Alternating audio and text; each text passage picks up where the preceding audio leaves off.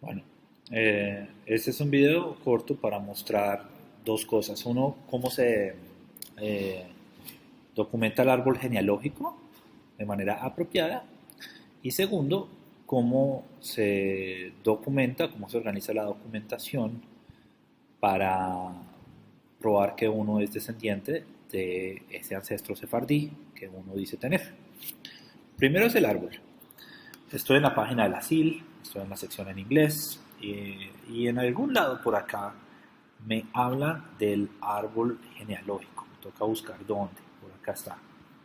Aquí dicen, proponemos este modelo. Eh, Hay cierta discusión sobre si es obligatorio o no usar ese modelo, pero pues cuando ellos dicen recomendamos ese modelo, pues quiere decir que es mejor usar ese modelo. Y ese modelo es este que tengo aquí. Eh, no es lo más bonito, la verdad, pero una vez entiende uno cómo funciona, no es tan grave. Árbol genealógico, requiriendo, o sea, ¿quién está aplicando? O sea, yo, papás, abuelos, bisabuelos, etcétera, etcétera, dicen que el modelo debe ocupar máximo 2 páginas. Eso es importante. ¿Cómo se llena? ¿Qué es todo esto? Aquí están dando ejemplos, pero pues están en otro idioma y están también como en portugués e inglés, entonces la verdad se ve un poco complicado. Entonces yo voy a proceder a borrar esto y decirles cómo es el... Bueno, primero, aquí va el aplicante, o sea, nombre de uno. Entonces yo voy a decir que yo soy Pepe Pérez Perencejo.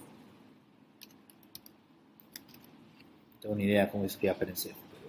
Ese soy yo, ¿verdad? Tal como aparece eh, en mi certificado de nacimiento y en mi pasaporte. No se puede uno comer nada. Eh, y hay que incluir dónde nació uno, ¿verdad?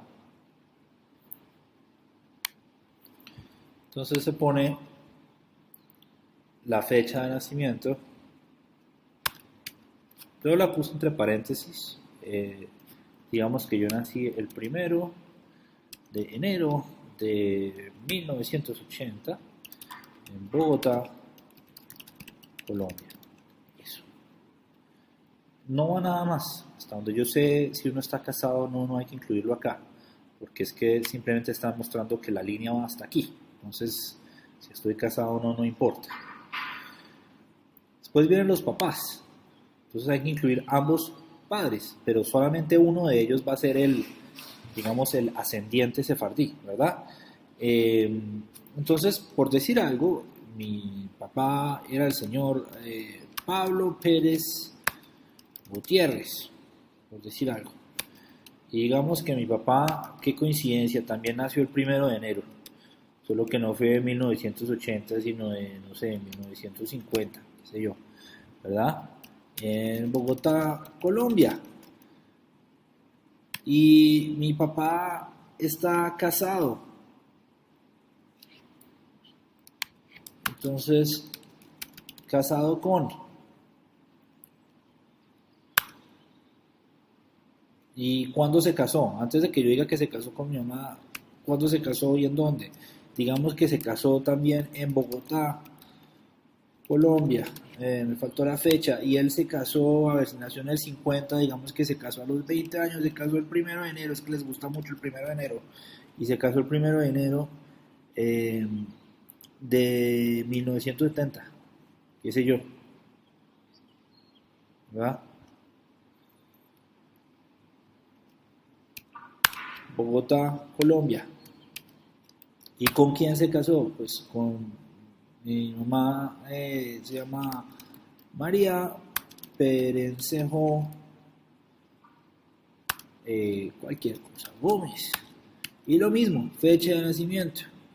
Y es que todos nacimos el 1 de enero. Qué falta de creatividad la mía, ¿verdad? Y ella nació en 1952, así que era un poquito más joven que mi papá, ¿verdad? Eh, ¿Y dónde nació? ¿No? Digamos que ella no es de Bogotá, ella es de Cali, Colombia. Ahora, solo uno de estos dos padres es sefardita, ¿verdad? Entonces, a ese le pongo un asterisco o estrella, como quieran llamarle. Entonces, digamos que vamos a inventar aquí que el sefardí era mi mamá. Entonces, simplemente puedo ponerle un asterisco para indicar, si mal no recuerdo, en el mío, en el que yo envié, puse también en negrilla, así es como más evidente, ¿verdad? Hay algunas personas que simplemente comienzan con siempre en la parte de arriba, el primero de los padres que mencionan es el sefardita. Y también igual le ponen el asterisco y eso, pero así queda como más clarito tal vez, no sé.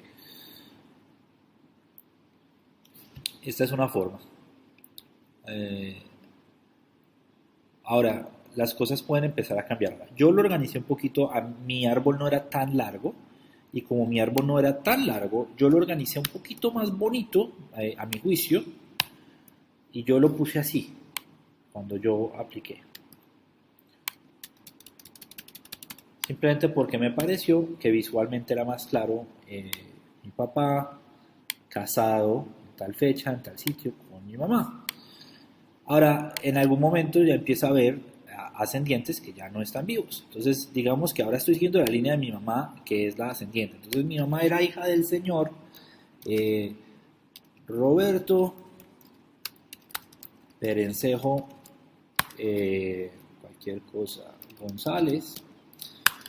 Y digamos que Roberto ya se murió. Él, como siempre, nació el 1 de enero, bueno, el primero de, no, no es 7, julio. Y digamos que él nació, pongámosle que 20 años antes que la mamá, entonces digamos que en 1932. Ya se murió, ¿verdad? Entonces, nació en Bogotá, Colombia, pero ya murió. Entonces, si conozco la fecha de la muerte, eh, la pongo. Voy a decir que ese señor, digamos que, no sé, se murió joven, se murió de 50 años, entonces en 1988 ya murió. Y digamos solamente que murió en Bogotá, Colombia. Entonces, en esta misma información estoy diciendo, esta persona nació en esta fecha, en este sitio, y murió en esta fecha, en este sitio. ¿Listo? Y esa persona está casado con, en una fecha específica, digamos que se casó a los 20 años, entonces en 1952 se casó. Uy, se casó después de haber, en este caso se casó después de que hubiera nacido María, no importa. Bueno, sí importa, vamos a hablar que encaje un poquito más la historia, ¿verdad? Se casó en este sitio con la mamá, que va a llamarse Liliana Gómez. Y aquí voy a empezar a hacer mención de algunas cosas importantes. Ya a este nivel de abuelos a veces vamos a encontrar que hay documentos donde solo sale un apellido. Entonces, por ejemplo, podría ser que el certificado que yo tengo de nacimiento de Liliana solamente dice Liliana Gómez, no tiene un segundo apellido. Y puede que su certificado de matrimonio tampoco tenga un segundo apellido. Y siempre sale listada como Liliana Gómez. Si eso es así, así yo sepa que ella era Liliana Gómez Matilde, solamente pongo Liliana Gómez. Si solamente hay un apellido en los documentos, no importa si uno conoce el segundo apellido. Lo único que vale es lo que está en el papel. Entonces, si Liliana Gómez solamente sale referenciada como Liliana Gómez, pongo Liliana Gómez. Por ejemplo, digamos que Liliana tiene un segundo nombre que se llama Liliana María Gómez. Y yo sé que se llamaba Liliana María Gómez porque es que era mi abuelita y yo me acuerdo de mi abuelita Lili María, pero si el María no sale listado en ninguna parte, no lo pongo.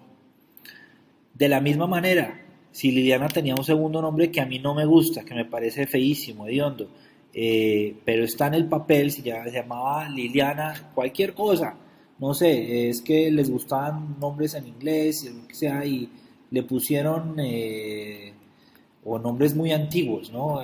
Gertrudis, que es un nombre pues muy antiguo y a mí no me gusta, pero si sale en el papel me toca ponerlo, no me lo puedo comer, ¿sí?